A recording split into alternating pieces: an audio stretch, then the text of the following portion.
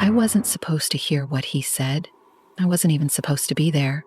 But when you're the only one willing to drive in the dead of night, you end up in situations you can never forget. And what Diddy confessed on that ride to the hospital, it still keeps me awake every single night. Before we get into it, let me ask you something.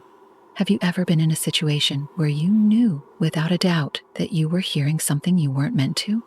Drop your answer in the comments. And if you want more insane, real horror stories like this, make sure you want to miss what's coming next. All right, let's get into it. It was just past midnight when I got the call. "We need you at the house, now." The voice was sharp, no explanation, just urgency. I knew better than to ask questions. When you work around certain people, you do what you're told. I drove fast, pulling up to the mansion's private entrance in less than 15 minutes. The gate opened before I even had to buzz in, like they were already watching.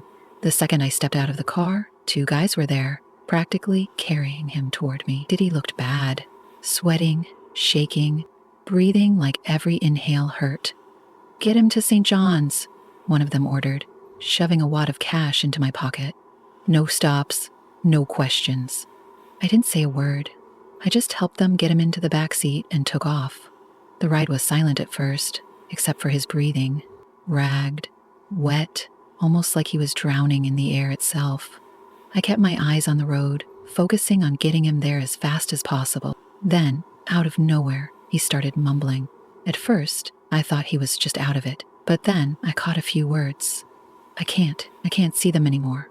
I glanced in the rearview mirror. His head was leaned back against the seat, eyes barely open. "What?" I asked, keeping my voice steady. His breath hitched. Then, clearer this time, he said, "They told me it would only last a year, that I'd be safe, but they lied." I gripped the wheel tighter. "Who lied?" His eyes snapped open, bloodshot, terrified. "Them." The way he said it made my stomach drop. I checked the mirror again. He was gripping his chest now, breath coming faster. "They promised me I'd never feel it," he gasped. "That I'd never hear it." "Hear what?" I pressed, even though every instinct was screaming at me to shut up and just drive. His hands clenched into fists. And then he said something that made my entire body go cold. "I still hear them, every night, even when I close my eyes." I didn't know what to say. I didn't know if he was hallucinating, if the pain was making him delirious, or if he was telling the truth. We were only 5 minutes from the hospital, but it felt like an eternity. And then, just when I thought he had passed out, he whispered something else, something that made my hands shake on the wheel. They're coming back for me. I pulled up to the emergency entrance, barely putting the car in park before the doors flew open, and hospital staff rushed him inside. I stayed in the car, gripping the steering wheel so tight, my knuckles turned white. I didn't know what I had just heard. I didn't know what any of it meant. But I did know one thing. Whatever they were, he wasn't lying. And I have a feeling they're still watching. I should have driven away. I should have left the hospital parking lot and never looked back. But something in me wouldn't let go of those last words. "They're coming back for me." The way he had said it, not like a warning, not like a hallucination, like a fact. I turned off the engine, glancing toward the entrance. The security guards were tense, their radios crackling with chatter. Something was off. They weren't just standing there. They were waiting for something. I opened my phone, scrolling mindlessly to calm my nerves, but then I noticed the time. 12:59 a.m. A strange chill ran through me. And then, right at 1 a.m., every single light in the hospital flickered. Not just a quick flicker, a full second of darkness. And in that second, I swear to God, I saw them, reflected in my windshield. Biggest, standing by the entrance, facing inside. When the lights came back, they were gone. I forced myself to breathe, rubbing my eyes. Maybe I was seeing things. Maybe my mind was playing tricks on me. But then, a nurse rushed out of the hospital, her face pale as death, yelling something into her radio. I rolled down my window, trying to hear. "We lost him. We lost him." My stomach twisted. No, that didn't make sense. I had just seen him less than 5 minutes ago. He wasn't fine, but he was awake, talking. People don't just die like that. I grabbed my phone again, but before I could search anything, it rang. No caller ID. I hesitated, then answered. Hello? At first, nothing. Just static. Then, a voice. A voice that shouldn't have been there. They're not done with me. The call cut out. I stared at my screen. My fingers were ice cold, my chest tight. I looked back at the hospital entrance. The doors were wide open, but no one was standing there anymore. And then, from somewhere behind me, a tap on my window. I didn't look. I didn't turn my head, because I already knew. It wasn't human. My breath hitched in my throat. I could feel it, the presence outside my car. Not just someone watching, but something waiting. The tap came again, soft, deliberate, too patient. I clenched my hands on the steering wheel, my pulse hammering in my ears. Don't look, don't move. Then my phone screen lit up again. Another call. No caller ID. My hands trembled as I picked it up, pressing it to my ear. I didn't speak. A breath right against the receiver.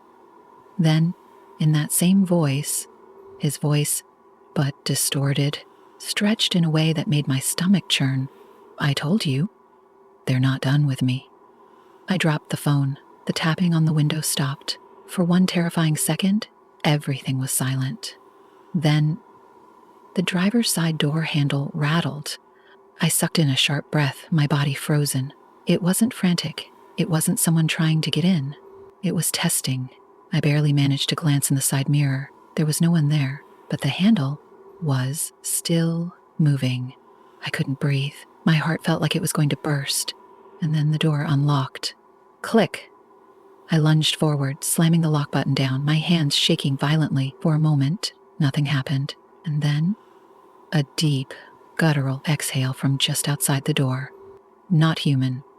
Not even close. I couldn't take it anymore. I twisted the keys, jamming the car into reverse. But the engine wouldn't start. My vision blurred. My hands were slick with sweat. I hit the ignition again. Nothing. Then, footsteps. Slow. Right behind my car. I didn't dare look in the mirror. The temperature inside the car plummeted. My breath came out in white puffs. And then, a voice.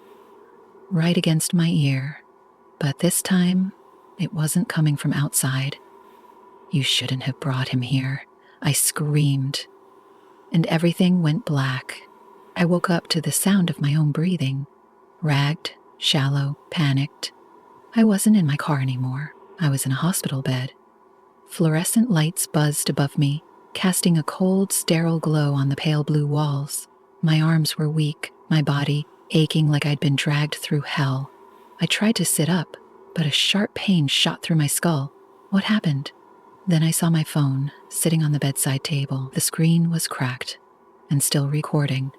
My stomach twisted. My hands trembled as I reached for it, dreading what I might find. I pressed play. At first, there was nothing but silence. Then, the breathing. Deep, heavy, right next to the microphone. And then, in that same twisted, distorted voice. Not Diddy's, but something using his voice like a mask. Ah, you should have left him. Now, we won't leave you. The recording cut out. The room suddenly felt smaller, the air pressing in on me. Someone had brought me here, but who? A shiver crawled down my spine. I looked toward the door, half expecting to see a familiar figure standing there. It was closed, but just as I let out a breath of relief, the handle moved. Not a nurse, not a doctor, something else. And this time, I knew it wouldn't let me wake up again.